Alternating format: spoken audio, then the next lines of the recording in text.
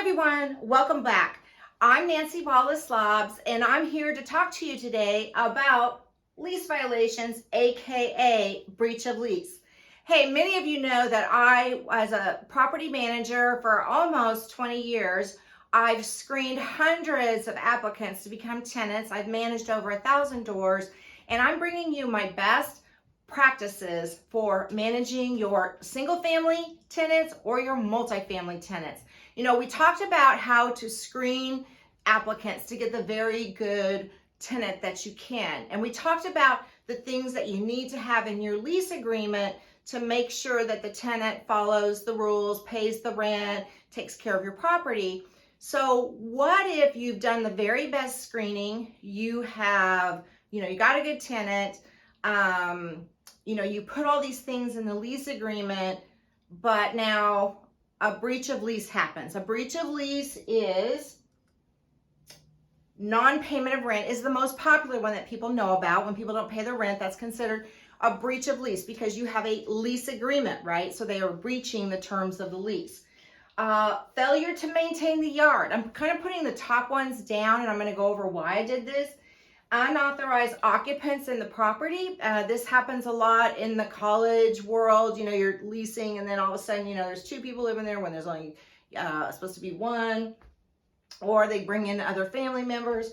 Unauthorized pets. We're not talking about emotional support animals here, although if an applicant / tenant, if a tenant is living in the property and brings an emotional support animal in, there's documentation they need to provide for that.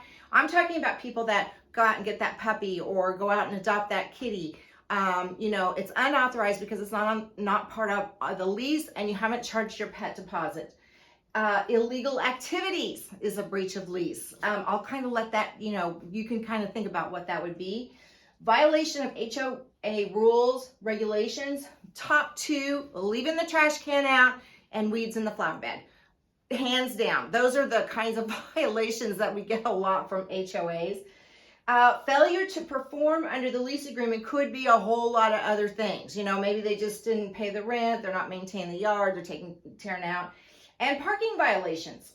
You told them there's designated parking and they don't park in that area, they park in someone else's. I have a rental. We don't allow parking on the grass. So if they start parking on the grass, that's a violation, right? So those are just some breaches of lease that could occur with your tenant. Now, additional violations, there could be improper storage of old cars, trailers, and boats, or really anything, excessive trash in and around the yard, old appliances. One I didn't put up here is putting a fence up that wasn't approved or taking a fence down. I've actually had that happen where a tenant took a fence down that, they don't own the fence. They can't take it down without permission. Keeping hazardous chemicals, in and around the property, and unsanitary conditions. Noise levels, there could be noise levels. Like if you have a community, multifamily, and they're, playing their drums at midnight, waking up all the other tenants, that's going to be a violation. Abandonment of the property is a definite lease violation. There's some steps you can do to get your property back, but you can't just go in and change the locks or whatnot. And then failure to respond or cure. For example, if they get a notice from the HOA that they have weeds in the flower bed and they just fail to do it, they're going to get fines. Usually what happens in that kind of situation, we'll have to hire somebody to actually go take care of the weeds in the flower beds, and then the tenant is charged for that. So these are all what we consider violations of the lease or breach of lease. So the first steps in curing a breach of lease is you got to notify the tenant, right? And you need to do that in writing. I tend not to have phone conversations with tenants. I like everything to be documented, and it can be an email, right? So I'll let a tenant know, hey, you haven't paid rent and here's your notice. Or, hey, we got a notice from the HOA, here's what it said. I've had things from, parking, on the wrong side of the street to the wrong facing the street. So you have to describe what the breach is. What are they in violation of? How is it documented? A lot of it is from the notice of the HOA not getting rent received. I've actually, on the notification of the non-payment of rent, depending on how you collect rent, like back in the old days when we first started and we took checks, you know, people, the office we had, they could slide the check in the door. You know, there was a slot in the door that they could put in after hours, you know, so that they could say, well, you know, I paid the rent, I dropped it off, and, you know, sometimes we found it, sometimes we didn't. But if we didn't find it, it still was a violation, and they still had to, you know, take the steps to get the rent paid. You need to let them know how they can cure the breach. Okay, obviously rent, you have to pay them, but if it's something like the trash cans have been left out, there's weeds in the flower beds, you have to kind of tell them how they have to cure it. And then how much time do they have to take care of it, right? And what's going to happen if they don't? And when will there be a follow-up inspection? So if it's an HOA, you can guarantee they're going to be out and about in 10 days. If it's rent, you're going to only give them a certain amount of time before you file eviction. So you have to let them, you know, notify them, describe it, tell them how to cure it, what'll happen, and what'll happen, and the timeline they have, and how, you know, you're going to follow up with it. So don't take the breach of lease personally. Okay, the reason I put this in here is, you know, it can make me really mad that you don't pay rent. You know, I have a mortgage on that, and it can make me mad. Or, you know, why aren't you taking care of that property? So, you know, take the emotion out of it and run it like a business. Documentation is key, especially if it's a serious violation like non-payment, you know, some of the other things like improper storage, you know, parking on the wrong, you know, parking things on the garage, unauthorized people, unauthorized pets. And if you have to move forward to actual eviction, getting them out, documentation is key. When were you notified? How did you find out? You know, date of inspection, how you notified the tenant, and what steps you did to let them know how they could cure it. Because if you have to go, just always remember this. If ever, this is how I approach my business with tenants. If ever I had to go to a judge and said, this is why I need this person out, you know, saying that they don't pay their rent on time is not good enough, that they don't take care of the property, that's not good enough. You need documentation, you need pictures, you need dates, you need how this was cured. You have to document. And then you have to follow your own process. So if in a couple of neighborhoods, there's multiple rentals that you manage or own, and you're letting one person get away with having weeds in the flower bed, but the other one's not, you know, you want to be consistent and don't deviate from what the lease says. So this usually has to do with payment plans for rent. And I'm not saying I've never participated in them, but I don't make it a rule, right? I don't make it a rule for tenants to have a payment plan for rent, because once they get in that path, it's a slippery slope. I want the rent due on the 1st. And again, if you start making exceptions for one person and then another tenant finds out, you know, and if you don't make that accommodation, you're going to have problems. So just make sure that you have, don't deviate from what the lease says. The other thing is, if you take partial payments of rent, I know, like, if you're, you know, you're wanting to get some money, right? But if you paid partial payments of rent, then you cannot take any action like eviction or whatever. So you just have to wait on that, you know, let's say you let them pay for 2 weeks, then you can't issue them a notice. You can't do anything because you've accepted that partial payment. And so they're in compliance for that period of time. And so you literally have to start over. So don't get in the habit of, you know, skipping your own process. Be in control of the situation and apply your process to all situations. So what do I mean by that? Well, keep a log, document, email. I generally just, you know, keep all the emails for the tenant or whatever. And I print them off, keep them in a file, or digitally store them. So again, if I ever have to go back, or if it comes time for renewal, I can say, you know, I don't think I want to renew this person. We follow up with reported claims from HOA. And the reason I say this is, a lot of times the HOA, if they find a tenant, you know, is occupying that property and they're not, let's say, tenant friendly HOA, I have actually seen where they'll kind of target that person, you know. And case in point, we had an owner that's fence was, you know, it was not falling down, but it wasn't really pretty.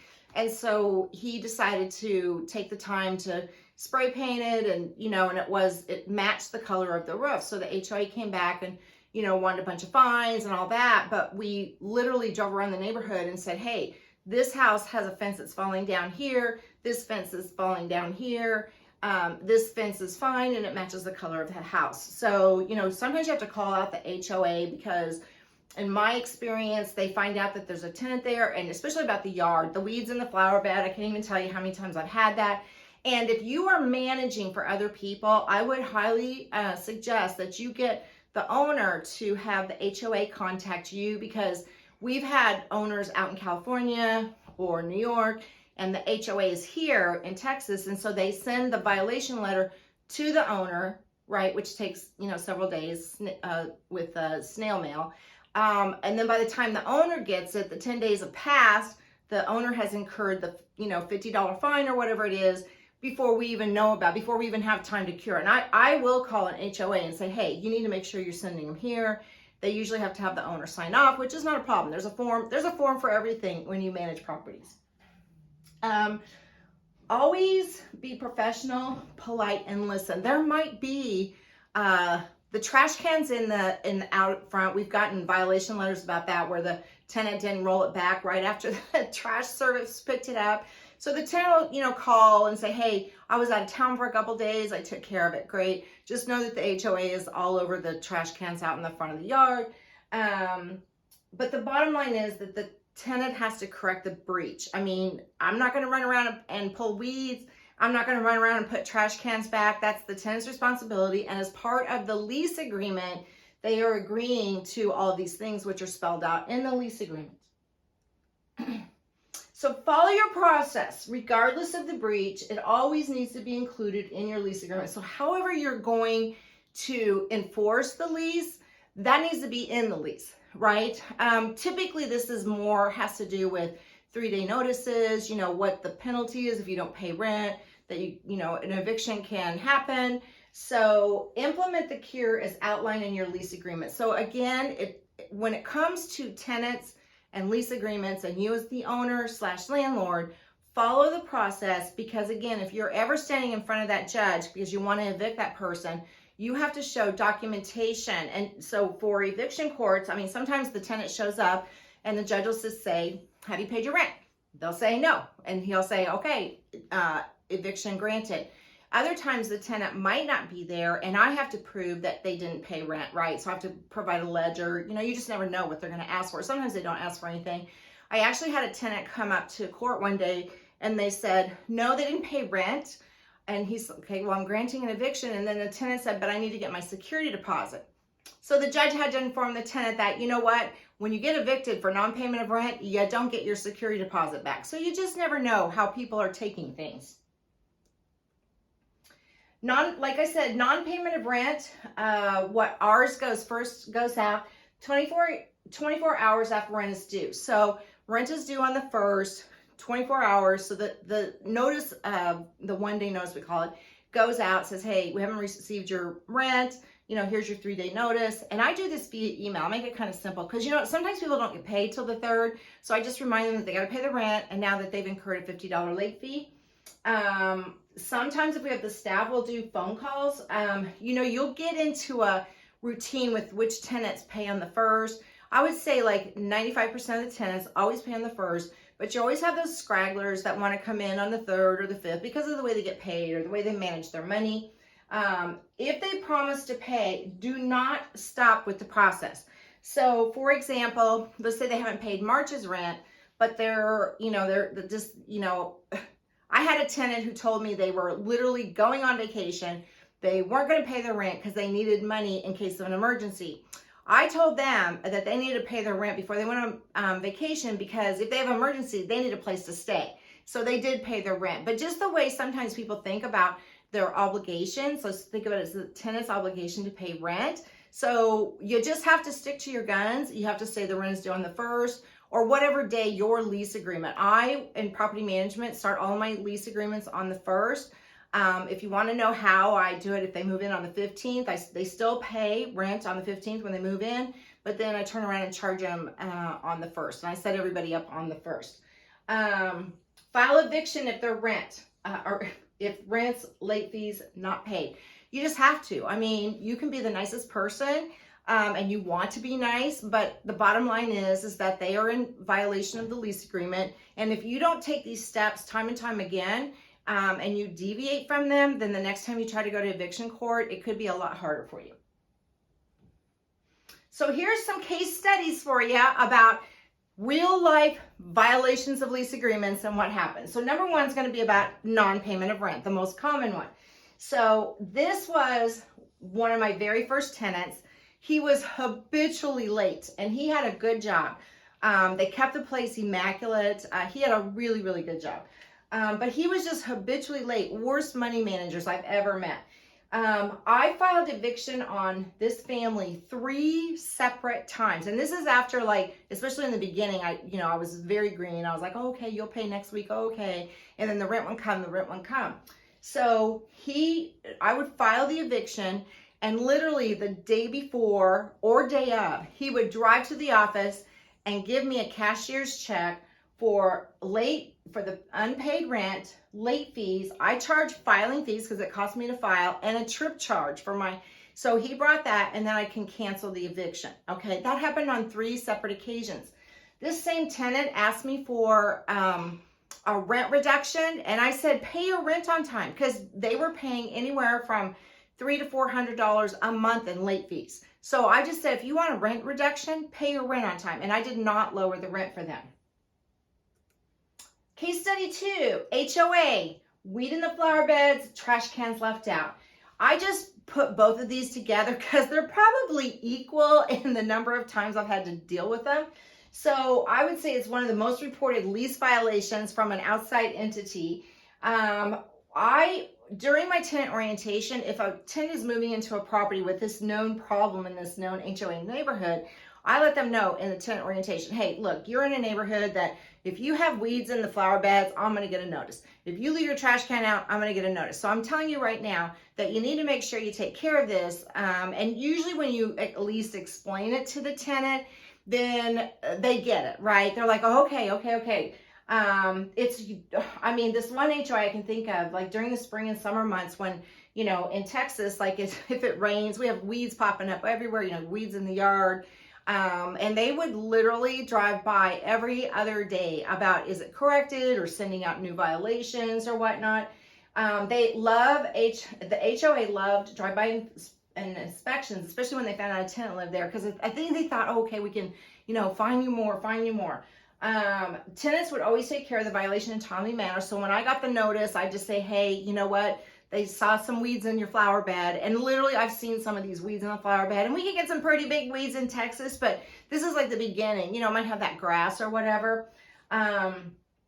So our office just sends an email to the tenant letting them know that we received this violation. Please take care of it, because they're going to come back out and inspect in 5 to 7 days. So if you let tenants know up front, hey, this is a possible thing that can cause you to be in breach of your lease, they get it, and they will respond quite quickly when you let them know up front what's going to happen. Okay, so case study number 3. Tenant withheld rent and because landlord wasn't making repairs, okay? So this tenant had a history of non-payment of rent. This is a property that we inherited, not mine, not my tenant. I didn't put the tenant in there. The landlord was out of state, and he couldn't deal with the tenant never paying rent. So he hired us as the property manager. So trying to get the tenant on board, to pay rent and all of that. We finally just had to file an eviction on him. He just was not paying rent.